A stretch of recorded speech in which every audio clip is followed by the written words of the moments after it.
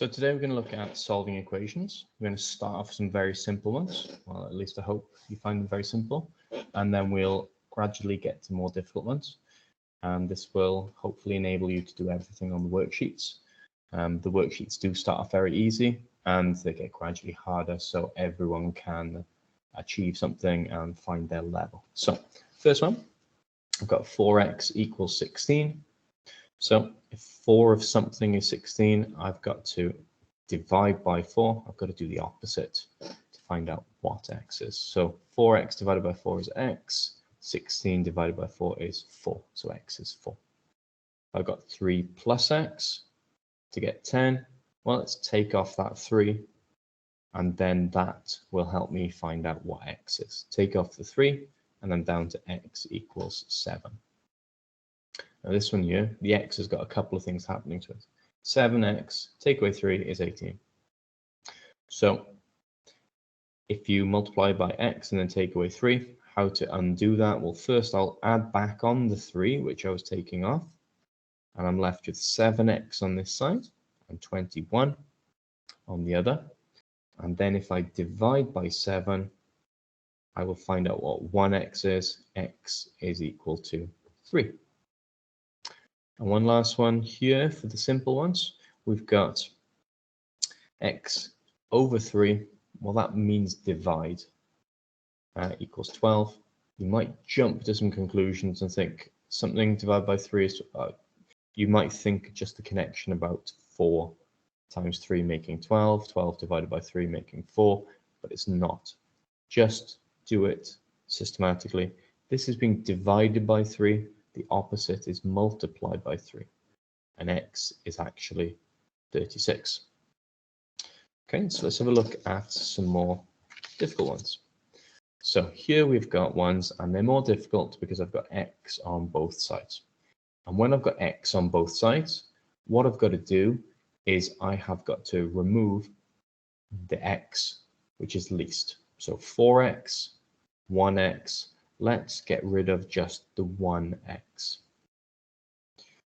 So if I take 1 x off there, I had 4x, I'm down to 3.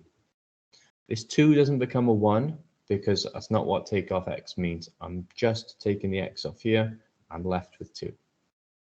On this side, that x is gone, and I'm left with 32.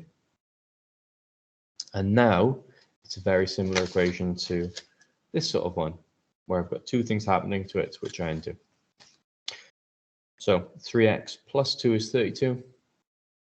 So if I was timesing by 3 and adding on 2, let's reverse that. Take off the 2. 3x is 30. Divide by the 3. And x is 10. This is proper solving equations. What we don't want to do is just look at it, try to think of the answer and write it down. We need to have some workings. So there's one more here where we've got 3x on this side plus 7, 23 minus x on this side. You might look at it and think, well, 3x and 1x, this is the least, let's get rid of it. And you're right, but some people would think getting rid of it means take it away. It's already negative. It says minus x. So how do you get rid of a minus? You add it back on. So we've actually got to plus x here. So plus x means we've got 4x plus 7 equals 23. And that plus x makes it disappear. And then similar sort of equation up here. 4x plus 7. So let's undo that. Take off the 7. So if I take off the 7, 4x is now 16. And then last step, divide by 4. And we've got x equals 4. Divide this by 4, you get x. Divide 16 by 4, you get 4. Right, now it's a little bit different again. It's involving fractions. I mean, this one involved fractions, but it was very easy because it was just one thing to do, one step. This one's got a few different things happening with it though. Now, the fraction's the bit I don't like, so I want to get rid of the fraction first. So in this case, it was over 3, which meant we times by 3. In this case, it's over 2, which means we are going to times by 2. So times by 2 gets rid of the fraction, great, but it also means we've got to times this by 2 and this by 2. So 3 plus 2 is 6, times 2 is 6, and 12 times 2 is 24. You've got to realize that this part of the fraction, times by 2, gets rid of the bottom number. But this is not part of the fraction, so we've got to times it by 2. This is not part of the fraction, so we've got to times it by 2. Now it's back to one of these straightforward equations.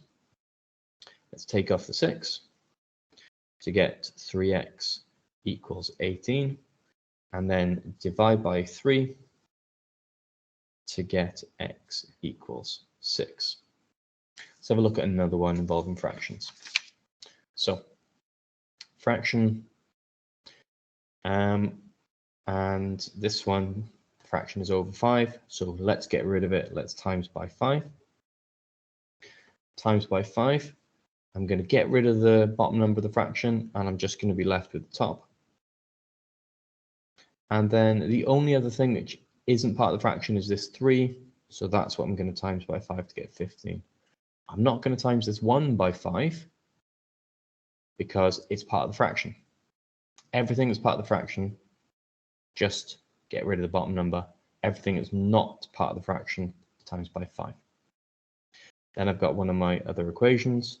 Take off the 1. 7x is 14. Divide by 7. X equals 2. One last one here. So I've again got a fraction, and I've again got some other stuff that's not part of the fraction. Let's get rid of the fraction. Fraction's over 2, which means I want to times by 2, which means that everything that's part of the fraction, bottom number goes, I'm left with the top. Everything that is not part of the fraction, I need to times by 2. 3x times it by 2 to get 6x, plus 7 times it by 2, I've got 14. Now, it's still got x's on both sides. It's like one of these equations, but we know how to do those.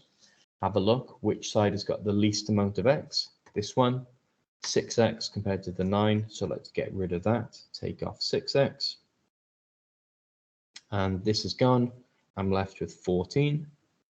9x goes down to 3x, and I'm left with the minus 1. Let's add on that 1. 15 equals 3x, and then let's divide by 3 to get x equals 5. It doesn't matter if they're on the other sides than you're used to. X equals 5, 5 equals x, same thing. Okay, so that's how to solve all different sorts of equations. Hopefully that's everything you need to know in order to answer the worksheet.